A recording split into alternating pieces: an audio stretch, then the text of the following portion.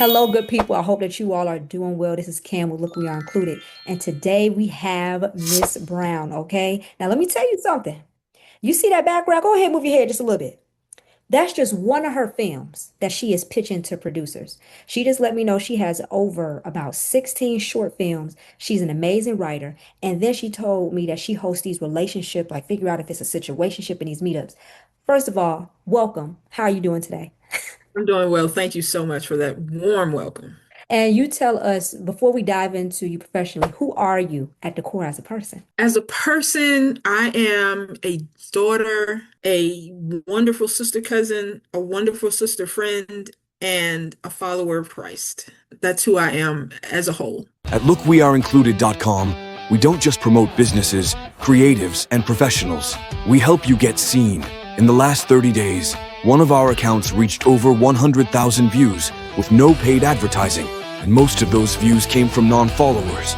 When you advertise with LookWeAreIncluded.com, you're not just buying space, you're investing in exposure across our website, magazine, and social media channels. Don't wait.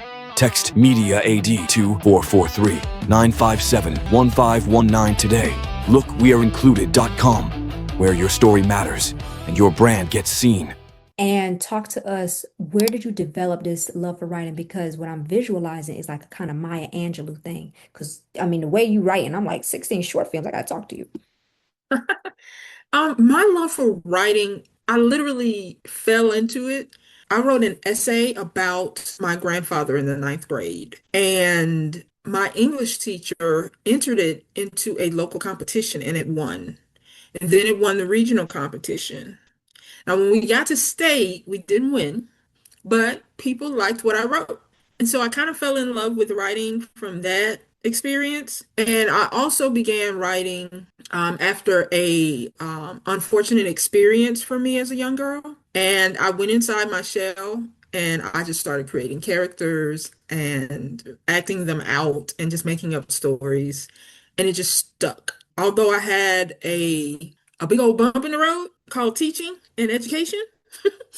Writing still stayed with me. And now that I moved to Atlanta in 2015 from Mississippi, my home state, the SIP.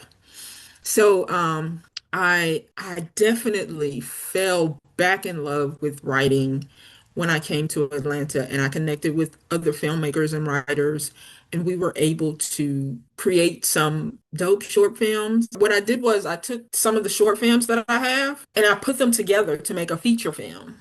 I called it Tales from 10th and Northside. And now it's actually streaming on Tubi, so you can catch it on Tubi. Tales Oh, from I'm gonna 10th watch and it tonight. Northside. You gotta tell me twice.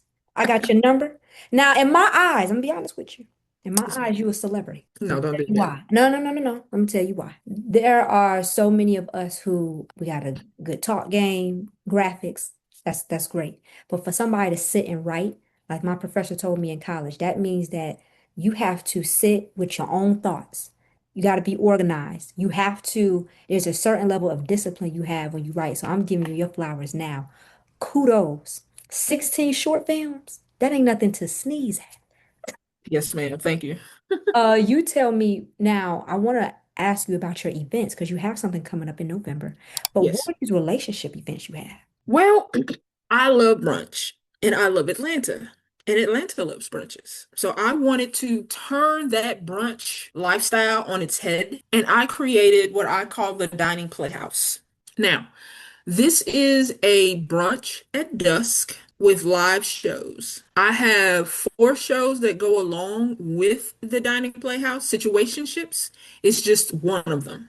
So, situationships is live skits that look at different situationships that people may find themselves in. Relationships are hard, they are a lot of work, and if you're not going at it the right way, you could find yourself in a situationship.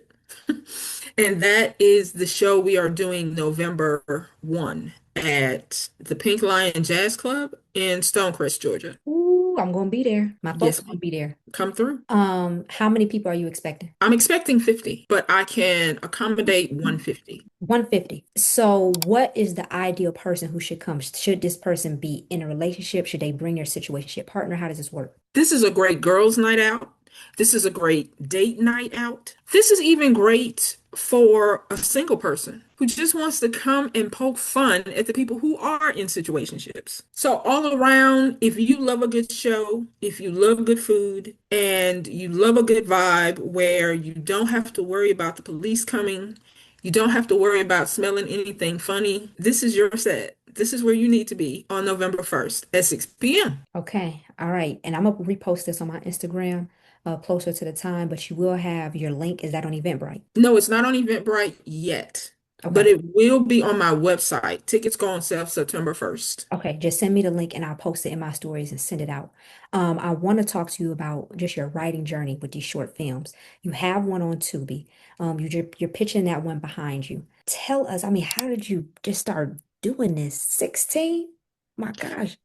Well, like I said, I had like so many young women, like Miss Sophia said, a girl child ain't safe in a family of means. Right, But, right. in all seriousness, I was affected by that, and it caused me to go into a shell. And I just started creating stories and making up stories as a young child. But I never thought it would be anything to sustain me. So when I graduated with my undergrad, I went into education and teaching because I love kids. A lot of people thought I would be a great teacher. And for a while, I was. I was an awesome teacher for a while. But the writing, it kept calling me and calling me. And in 2010, no, 2012, I was in my first stage play as an actor. And then I wrote a stage play in 2013 and produced it and directed it for the community theater. After that, the training wheels came off. I moved to Atlanta in 2015, started making films with friends to the tune of 16. Well, I should say 15 and a half because one is still on the editing floor, but definitely 15, 16. And that is the history. Now I'm ready to do a feature. I'm actually in talks with a producer for a script that I just wrote. We are, in communication and trying to work that deal. So hopefully that will come to fruition. I sold a script in 2023 that was actually produced that stars Clifton Powell, Valerie Pettiford, Darren Henson, Terry J. Vaughn. They are just trying to find a home for that film right now. And then there's, Love Outside the Lines, which is somewhat racy, but we're trying to find an investor or producer who will come on board, help us produce the pilot, and then we can pitch it to some streamers or networks. And that's where I am with my writing. I also have some books coming out this year. I also have an audio drama that is in editing, post-production right now. I produced a stage play in 2018. It is that I'm planning on reviving maybe in 28. I'm not sure, kind of like a 10-year reunion thing, but I definitely want to do another stage play. If there's a story out there, I can tell it in any medium that you give me. And my goal overall is to help others tell their stories. That's why I started my company, Black Label Ghostwriting, where I write for other people and corporations. And I just signed my first client, and he and I are going to tell his story and get it published and go from there. Oh my gosh. What do you do full time now? I left education. It became too stressful for Right. me. So right now I'm just simply driving for the University of Georgia. I drive the transit buses. That's a good job. But I'm gonna tell you something now. Listen to me. Yes, I like to encourage folks. yes. One day you on the bus, collecting these everyday people's stories. The next day you on Netflix red carpet. Next day you on Atlanta's red carpet. You never know. So your gift is not minimal at all. I don't care how many disappointments, how many what ifs, how many broken promises.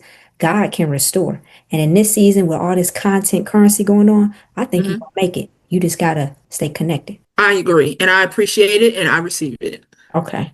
Where can people connect with you, do one-on-ones? And wait a minute, do you do acting training? I do not. I am Okay. not an actor. Okay. And I'll say this, if you see me in one of my short films, it's because an actor did not show up, and the show must go on. Real talk. If you see me, it was never intended for me to be in that particular space. I just did it because yes, I've had acting classes for the stage and the screen, and an actor did not show up on production day, and the film had to be made. So, but I do help people with their writing. I have a nonprofit called Real Action Inc., and that's REEL Action Inc., where my target is women over 35 who want to tell their stories. They just don't know how. Not saying I won't work with men or younger women or, younger people. It's just that my target are those people who have lived some life and now they got a story and they want to tell it and they don't know how. That's what my nonprofit is for. And when is the next time you're doing an event with that?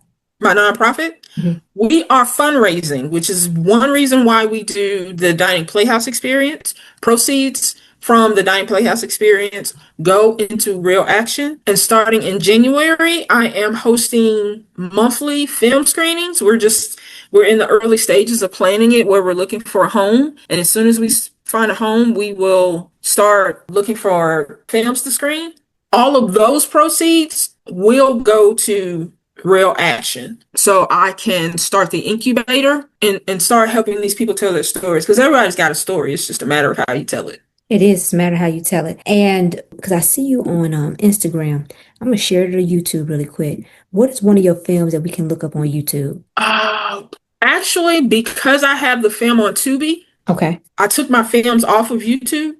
So you would actually have to go to Tubi. Okay. Now, what is the name of it? I'm going to pull it up for the audience. Tales from 10th and Northside. Tales from 10th, like 9/10. And Northside. I like that name. And a little backstory.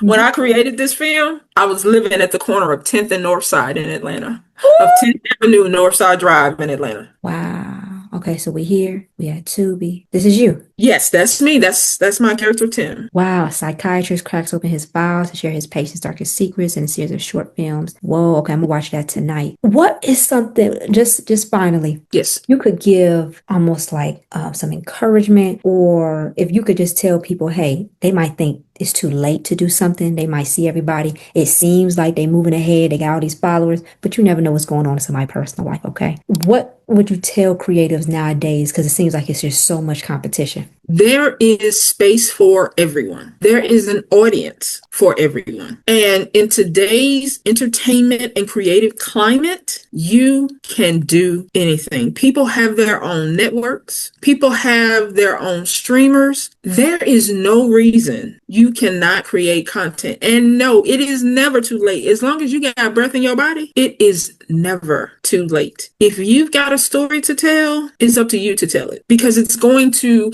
help someone else.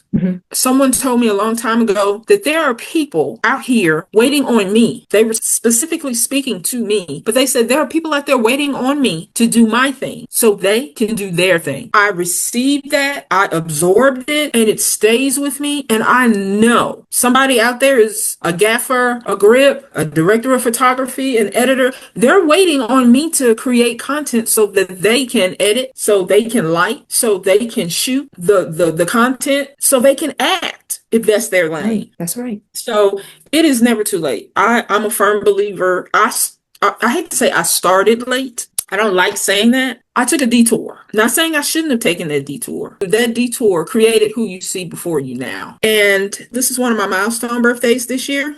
And this is the most confident I have been probably in 20 years. Wow. Yeah, and it's time. It's time for me to tell my stories. One thing I haven't talked about on this call is my faith. I am a firm believer, and I know that my God, my higher power, has me here for a reason. And I can't go to the next level, and the next level is in the heavens with him until I fulfill that purpose. And that purpose is all about me telling my stories and helping others tell theirs. I am a firm believer of that. I love it. And we're going to have you back on for the YouTube channel.